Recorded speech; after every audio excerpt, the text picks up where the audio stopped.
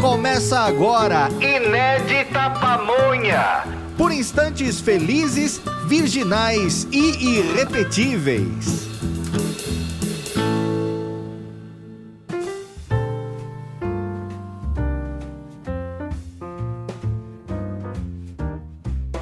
Está no ar.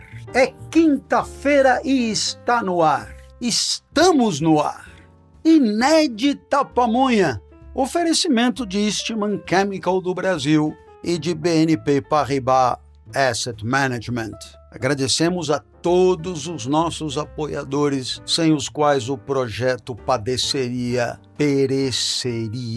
Agradecemos a todos aqueles que durante o mês de maio estão contribuindo com a causa dos nossos irmãos gaúchos e estamos felizes de observar a reação altamente positiva daqueles que se mostraram ávidos por ajudar. Muitíssimo obrigado em nome de todos os nossos irmãos.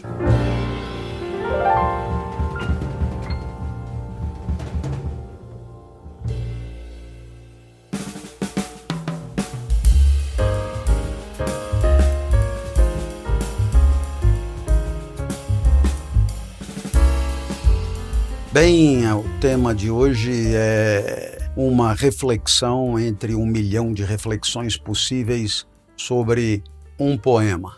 Um poema que é também uma canção. Uma canção que virou hit. Um hit que consagrou um grupo. Um grupo que talvez já fosse consagrado. Uma das maiores bandas da história do nosso país. Eu falo de Titãs. E eu falo da canção Epitáfio. Epitáfio, que é canção composta por Sérgio Brito.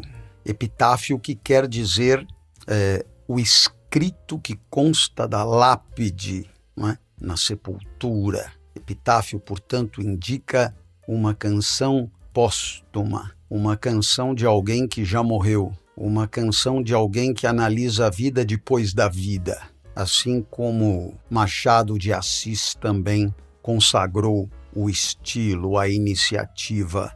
A vida já acabou, mas eu continuo aqui comentando. Então vamos lá, devia ter amado mais, devia ter chorado mais, ter visto o sol nascer. Devia ter arriscado mais e até errado mais, ter feito o que eu queria fazer. Bom, em primeiro lugar, você tem aqui uma canção, portanto, uma letra, uma composição, uma mensagem, né, de desaprovação da vida já vivida. Né? Quem compõe assim atribui um valor negativo à vida já vivida. Porque se você diz eu devia ter amado mais, é sinal que acha que amou pouco, nota baixa para a vida. Se você dizer eu devia ter chorado mais, é sinal que chorou pouco, portanto, nota negativa para a vida. Se você diz que devia ter visto o sol nascer, é porque não viu o sol nascer, nota negativa para a vida. Devia ter arriscado mais, é porque arriscou menos do que queria, e até errado mais, é porque errou menos do que queria, ter feito o que queria fazer, porque não fez o que queria fazer, e, portanto, há uma constatação de uma vida que não foi boa, ou pelo menos uma vida que poderia ter sido muito, mas muito melhor. Ora, esse lamento, né, esse lamento em relação ao passado da própria existência, atende pelo nome trivial de arrependimento. Né?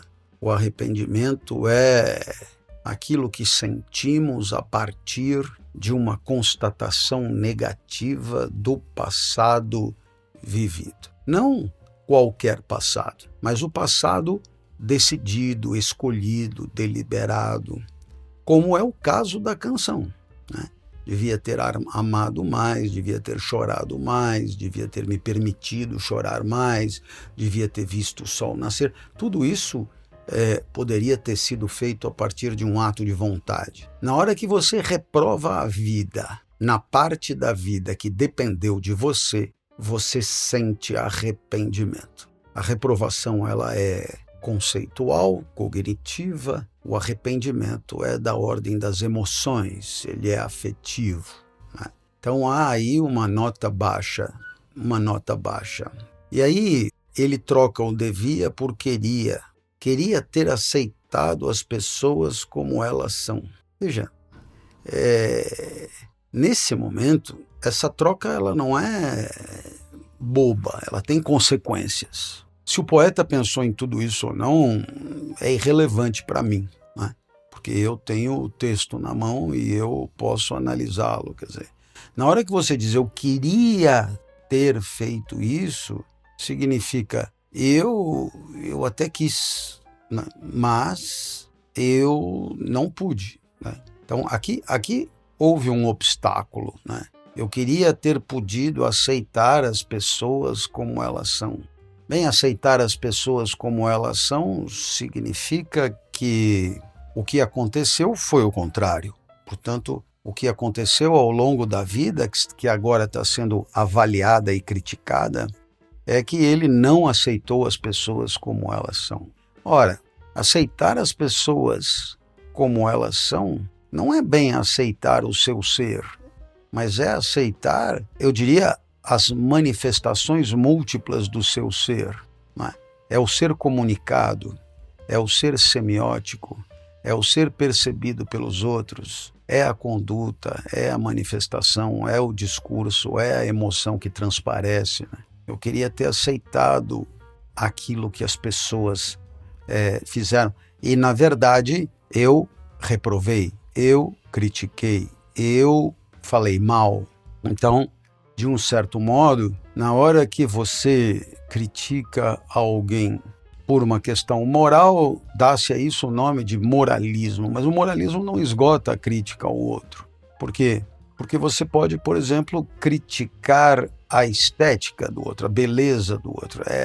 Não a estética daquilo que o outro decidiu vestir, por exemplo, mas a estética da beleza do outro mesmo. E aí é óbvio que isso não é uma questão moral, mas suscita uma crítica. E poderia ter havido uma aceitação, né? Se o outro é narigudo, é orelhudo, é careca, pouco importa, né? Devia ter aceitado mais, né? Então, quer dizer, eu poderia perfeitamente ter aberto mão de perder tempo da vida atribuindo valor negativo aos outros, né?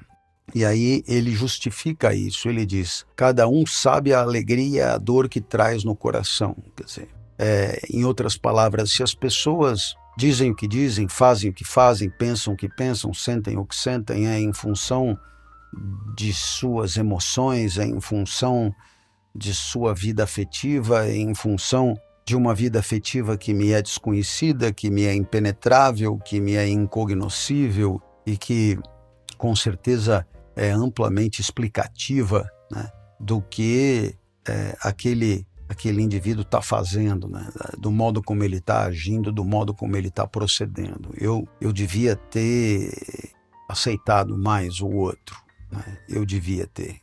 Na verdade, não é nem devia, eu queria ter aceitado o outro, mas por alguma razão eu não consegui. O acaso vai me proteger enquanto eu andar distraído. Puxa, o acaso vai me proteger. Tá aí uma frase que não me ocorreria dizer.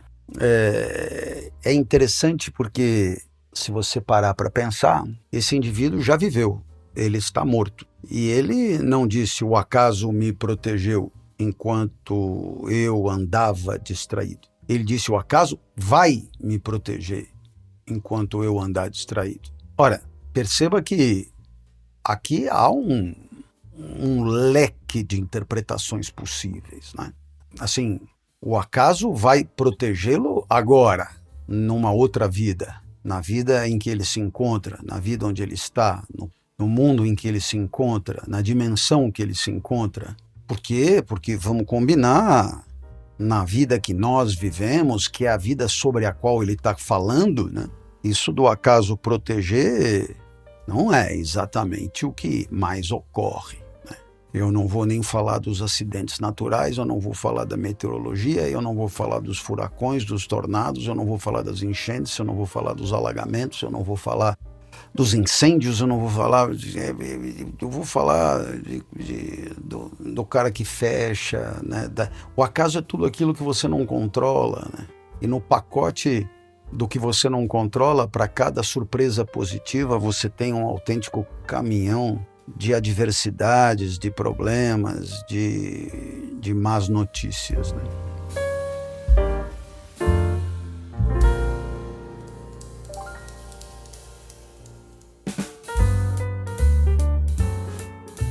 Olá, eu sou Clóvis de Barros e venho aqui propor a você nos apoiar a manter vivos os nossos conteúdos de filosofia na internet. Para você participar com uma singela colaboração, você deve entrar em apoia.se/Inédita Pamonha. Repetindo, apoia.se/Inédita Pamonha. Você pode nos ajudar demais a honrar os nossos compromissos, pagar nossos editores, as nossas plataformas e manter nosso conteúdo vivo para que ele continue impactando as pessoas como tem feito.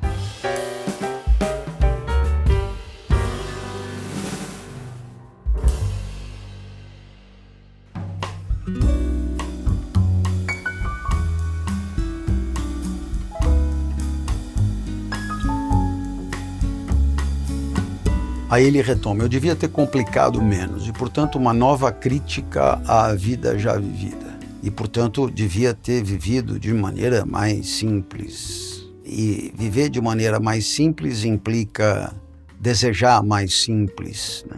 Desejar o que está mais na mão. Devia ter trabalhado menos. E, claro, desejando menos, talvez eu precisasse trabalhar menos para obter aquilo que me fazia feliz. Devia ter visto o sol se pôr novamente, né? Ou seja, devia ter me dado a chance de me deslumbrar, né, com o que o mundo, na sua natureza mais crua, estava me propondo, né? Devia ter me importado menos com problemas pequenos e devia ter morrido de amor. É claro que se ele devia ter se importado menos é porque ele se importou demais.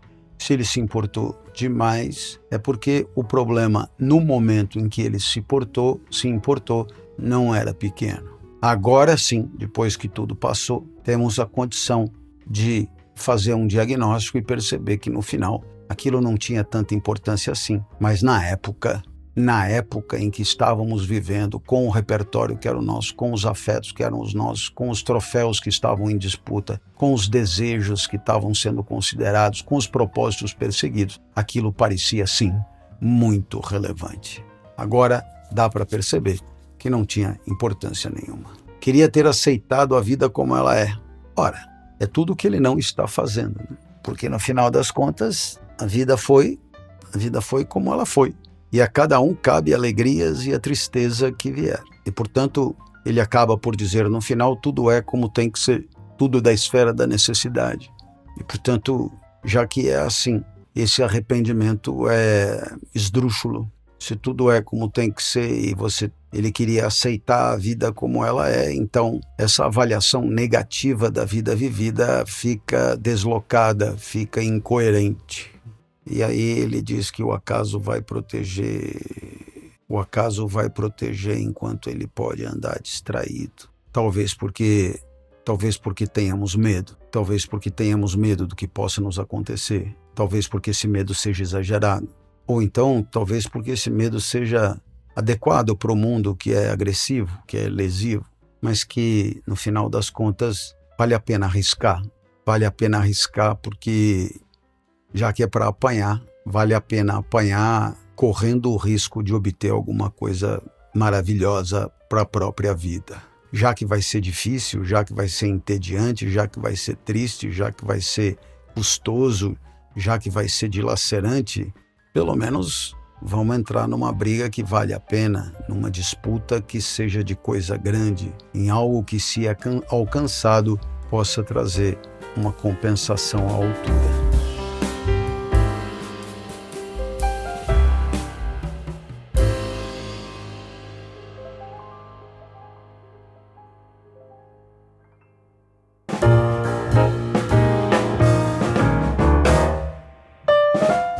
Meus queridos amigos, cá estamos com o nosso Inédita Pamonha de hoje, patrocinado pela Eastman e pelo BNP, mas que conta com o apoio generoso de cada um de vocês. Falando tranquilo, falando simples, falando baixo, falando rapidinho, porque os nossos irmãos do Sul sofrem.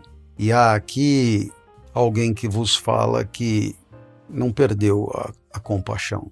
Por mais que o mundo tenha tentado, por mais que as pessoas tenham tentado, por mais que a histeria obnubilante de ir atrás do que está faltando para si tenha invadido a alma e ocupado quase todos os espaços, fica fácil perceber que quando alguém sofre, é muito difícil ficar indiferente. E é por isso que para mim nunca fez sentido quando me disseram em tom de sabedoria professoral, de gente importante: professor Clóvis, você a partir de agora tem que se preocupar mais com você. Professor Clóvis, a partir de agora você tem que fazer coisas que você quer, que você gosta. Professor Clóvis, tem que parar de pensar nos outros. Professor Clóvis, agora é a hora de desfrutar. Então, muito obrigado pela preocupação, mas por alguma razão estranha, talvez seja essa afeição devota e embevecida a Jesus, quando alguém sofre, eu não consigo pensar que gostaria de comer um pão doce nesse momento, ou eventualmente de fazer compras em Miami. Beijo grande, fica bem, até a próxima. Amanhã não esquece, é sexta. Reflexão matinal. Valeu!